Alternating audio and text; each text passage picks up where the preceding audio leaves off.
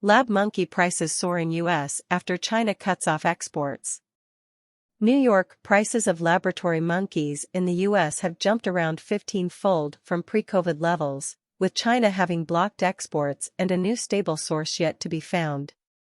The shortage could delay development by American pharmaceutical manufacturers, making the problem a matter of national economic security.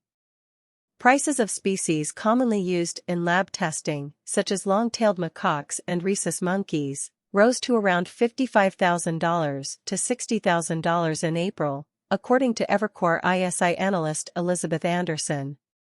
January's range of about $35,000 to $40,000 was already up sharply from the pre-virus level of around $4,000 to $7,000. Monkeys are indispensable to new drug development. The U.S. has long required safety testing in animals before clinical trials in humans.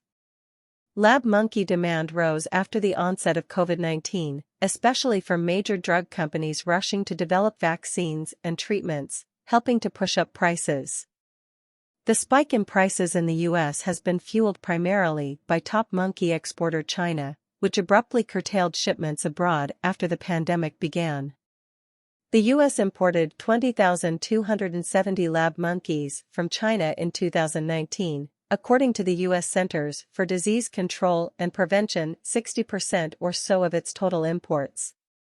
In 2020, that number fell to just 3,723.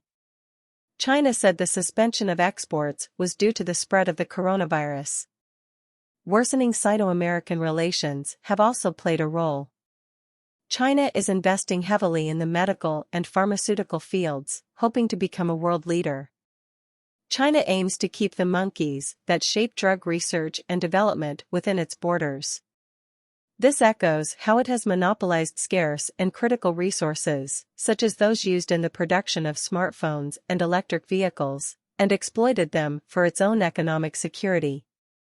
The U.S. is scrambling to secure a new source, but it is difficult to quickly put in place an infrastructure for lab monkeys. Monkeys used for drug development must be raised in breeding facilities under strict conditions. Wild monkeys may carry diseases and cannot be used in clinical trials. After China halted exports, the U.S. shifted to Cambodia as a source. But in November, Cambodian officials and others were accused of exporting wild long-tailed macaques to the U.S. under the guise of having been bred in captivity for research. The U.S. Fish and Wildlife Service has since banned imports from the Southeast Asian country. There is currently no prospect of resuming exports from either China or Cambodia. Anderson says exports from China are unlikely to resume in 2023, owing to its tough stance toward the U.S. The monkey shortage's effects on the development of cutting-edge cancer treatments and other drugs are spreading.